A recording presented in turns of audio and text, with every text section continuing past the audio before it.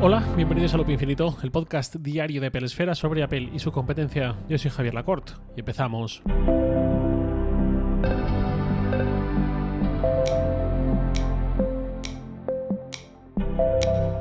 Quizá recordéis que hace unas semanas os hablaba de Niva, el buscador nuevo. Bueno, nuevo. Se estrenó hace un par de años o un poco menos, pero llegó a España hace un par de meses o así a principios de año. Su creador es a ver si digo el nombre bien, Sridhar Ramaswamy, creo que se pronunciaba así, que precisamente es alguien que venía de Google, de ser su vicepresidente de publicidad, que en un momento dado se marchó de la empresa, de Alphabet, y acabó montando este buscador orientado a monetizarse directamente por suscripciones y no por anuncios, ni siquiera a nivel de DuckDuckGo, que se supone que lo hace sin comprometer nuestra privacidad, sin rastrearlo de ninguna forma, más allá de la búsqueda mediante keywords, mediante palabras claves que podemos hacer. Este buscador Niva ni siquiera tolera eso, sino que apuesta por un modelo de negocio basado en el pago directo. A este hombre pude entrevistarle para Sataka hace, un par de meses. Estuve hablando con él sobre sus planes y bueno, pues hace unos días este hombre lo volví a ver porque lanzó una idea en un podcast sobre inteligencia artificial, No Priors era el nombre, y de esa entrevista y de esos comentarios se hizo eco el medio Business Insider, que es donde pude ver esas declaraciones y esas referencias. Esta idea era básicamente que Microsoft debe aprovechar su momentum, por decirlo así, y que, ya que de repente hay más gente que nunca que está prestando mucha atención a Bing y utilizando Bing por primera vez en muchísimo tiempo, que aproveche para hacer una apuesta importante. ¿De qué forma?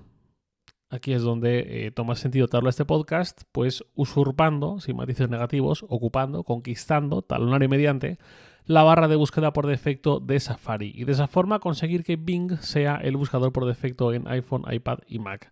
Es decir, pujar más fuerte que Google para ocupar esa plaza. Ya sabéis que Google, si aparece como buscador por defecto en Safari, es porque Alphabet paga una cantidad anual a Apple a cambio de ello, por ese acuerdo, que se estima que lleva por unos 15.000 millones de dólares anuales para que Apple lo mantenga así, una cantidad que se va incrementando prácticamente cada año, según lo que se ha filtrado hasta la fecha, porque es algo que, sí que en una ocasión sí que lo supimos, no recuerdo qué investigación a Apple le hizo sacar ciertas cantidades, pero bueno, siempre ha sido algo un poco opaco, un poco de puertas hacia adentro, que hemos sabido principalmente por filtraciones externas.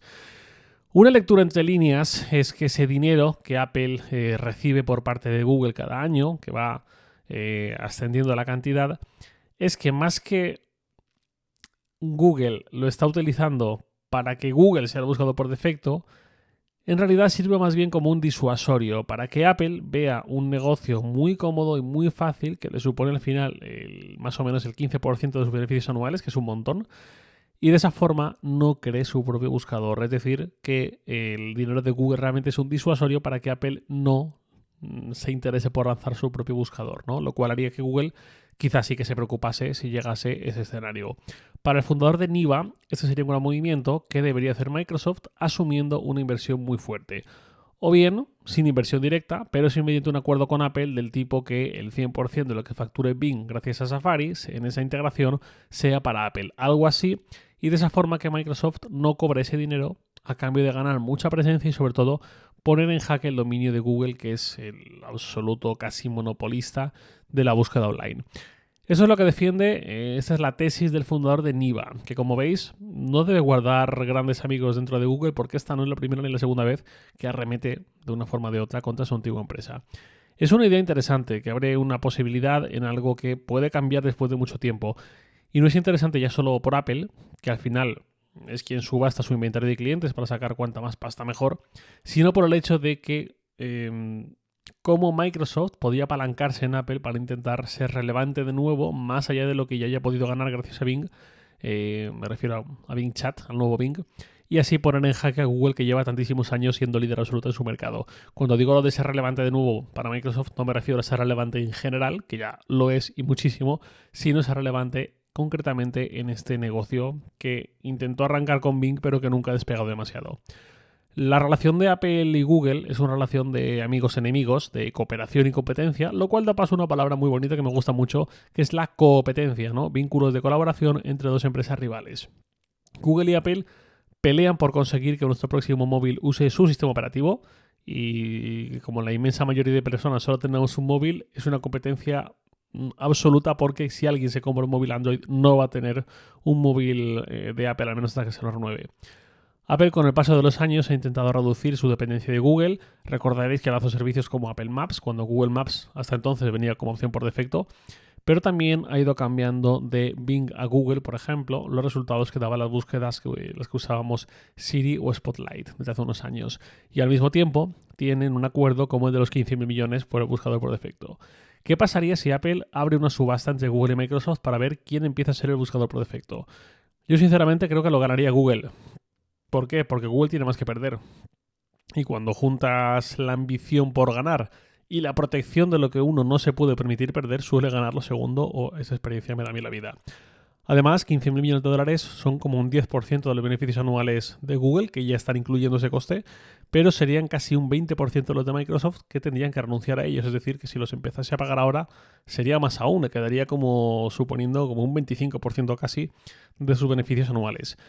Al iPhone tampoco le vendría mal que su motor de búsqueda por defecto, que aunque no sea parte del iPhone, al final sí que es parte de la experiencia nativa que te da un iPhone, no le vendría mal que esa experiencia sea mejor, ya que Siri está como está. Ojalá me calle Apple la boca con una mejora brutal inminente, pero cuando ves a GPT dar respuestas y ves a Siri, parecen de décadas totalmente diferentes. El mejor escenario para Apple sería que se abriese una subasta con los dos grandes pujando por estar ahí, lo cual seguramente solo perjudicaría a Google pasara lo que pasara, porque al final es quien más tiene que perder, es lo que decía. Pasara lo que pasara, seguramente haría ganadores tanto Apple como Microsoft. Y explico por... Perdón. Y explico por qué. Si se abre una puja y se llega a una situación en la que los 15.000 millones son una cantidad que hay que superar por parte de quien sea, por parte de quien sea de los dos está dispuesto a dar más, para Google si ganase Google, iba a aumentar su coste de actividad, iban a aumentar sus costes operativos, iba a aumentar el coste de conseguir prácticamente lo mismo de un año para otro de una forma bastante notable y por influencia de un tercero. No solamente por la presión de Apple pidiéndole más porque cada vez hay más gente usando el iPhone o lo que sea, sino porque ha habido un tercero que ha intentado posicionarse ahí, en este caso Microsoft. En el caso de Microsoft, si empezase a intentar pujar por ese lugar, incluso en el caso de que no ganara directamente la puja, también estaría ganando la debilidad, digamos, de un rival que estaría empezando a tener que renunciar a más dinero que antes simplemente por su propia presión. Y en el caso de Apple, por supuesto, ganaría porque, pase lo que pase, se llevaría más dinero. Otra cuestión es si el iPhone, aunque sea en un porcentaje muy, muy, muy pequeño, no digo que sea nada definitivo ni que decante la balanza ante nadie, pero sí que al menos en un porcentaje pequeño se empiece a ver como un producto algo peor en el caso de que acabas incorporando Bing como buscador por defecto. Que por supuesto que esto se puede cambiar con 2 pulsaciones, pero el mundo es muy grande, hay muchísima gente usando el iPhone y hay muchos perfiles de usuario y hay gente que jamás lo haría o jamás ni siquiera sería consciente de esto, simplemente sería consciente de que esto funciona peor que antes para las búsquedas, al menos con el buscador Bing tradicional. Otra cosa es aprovechar el potencial que te da Bing Chat y aprovechar lo que Microsoft está logrando en los últimos tiempos. En cualquier caso, sinceramente, creo que Microsoft sí que debería pujar ahí. Sí que me gusta la tesis de este hombre, del fundador de Niva. Más allá de que él, por supuesto, tiene sus propios intereses y tiene su propia empresa, que es la que va a necesitar monetizar, o bien sacándole un mayor partido en cuanto a suscripciones, o bien directamente pensando en una venta, si quisiera integrar algún otro buscador, su tecnología o lo que sea, más allá de los intereses que claramente tiene este hombre, me parece una idea interesante la de que Microsoft intente posicionarse ahí, aunque sea en el peor escenario, que sería perder esa puja, para debilitar un poco la posición de Google, al menos a nivel financiero. Bueno, os quiero traer aquí esa reflexión, me parece muy interesante y precisamente todo lo que tenga que ver con ChatGPT y similares y las incorporaciones que vamos a ir viendo, me parece suficientemente interesante como para traerlo, porque no nos quepa la menor duda de que si ya se está volviendo ubicuo la inteligencia artificial generativa y la comprensión de texto basada en lenguajes, iba a decir largos, modelos grandes de lenguaje, algo así era, no recuerdo ahora cuál era el acrónimo del LLM, pues bueno, considero interesante esa visión y por el hecho de que al final lo vamos a ver integrado en muchos más sitios. Y aquí me retrotraigo al episodio de hace unas semanas hablando de que Apple no debería dejar pasar este tren y no debería dejar pasar mucho tiempo antes de incorporar toda esta tecnología a su propia suite de aplicaciones nativas y no solo iWork, sino absolutamente en cualquier lugar, incluido Safari, incluido Notas. Voy cerrando el episodio con la pregunta de un oyente, que es Fabián Vargas, @FCVP89. Me dice: hola Xavi, espero que todo vaya bien. Por aquí el reporte sigue al día con todos los capítulos de Loop Infinito. Escuchando sobre tu viaje a México y el iPad mini con tu vuelco al USB-C completo, de no ser por el iPhone, me entró la duda de cuál es tu configuración de cargadores cables para cuando estás de viaje. ¿Usas un cargador multipuerto? Si es así, ¿de qué marca? Por otro lado, soy un poco obsesivo con el uso de la carga lenta. Trato de usarla la mayor cantidad de veces posible. Ahora que el iPhone va a pasar a USB-C, perderemos estabilidad, ¿verdad? He buscado carga lenta con USB-C y no he logrado encontrar gran cosa. Como siempre, gracias por el espectacular trabajo que haces. Pues muchas gracias a ti, Fabián. Sobre tus dos preguntas. Por un lado, sí, uso un cargador multipuerto de la marca Ugreen o Ugreen, que es una marca muy popular en Amazon, que básicamente me daba lo que quería en cuanto a número de puertos y potencia y voltaje. Es un cargador que tiene 3 puertos USB-C y un puerto USB-A, donde conecto los cables para cargar pues lo que necesito, obviamente. Ahí tengo un USB-C, un Lightning, un cargador de Apple Watch y un micro USB que solo lo uso ya para el Kindle. Creo que es lo único que me queda danzando en cuanto a dispositivos con este conector. La gracia, como decía, es el voltaje.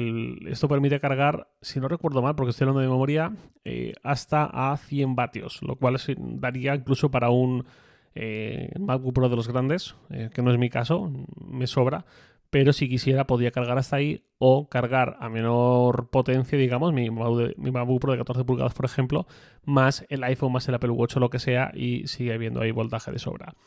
Eso en cuanto a ese cargador multipuerto que comentabas. Por otro lado, decías lo de la carga lenta con USB-C, pues a falta de saber más cosas y tener novedades, efectivamente, no hay, por lo menos a día de hoy, y en cuanto a Apple, un adaptador de carga USB-C de bajo voltaje.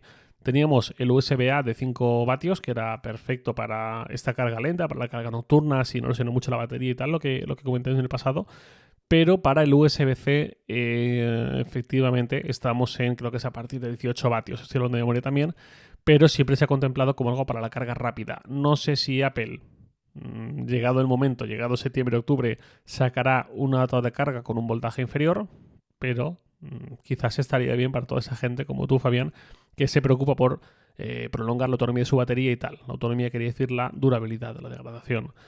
En el caso de esa transición a USB-C, también hay un tema, que es que Apple se puede escudar en que tiene soluciones de software como la carga optimizada, que reduce esa degradación para la carga nocturna, pero pues bueno, no estaría mal tener alguna opción en ese sentido. Si la hay, yo lo desconozco. Desde luego el USB-C siempre se ha visto como una forma de favorecer la carga rápida y no precisamente lo contrario. Bueno, veremos. Nada más por hoy, lo de siempre. Os leo en Twitter, @jlacort, y también podéis enviarme un mail a lacort@sataka.com.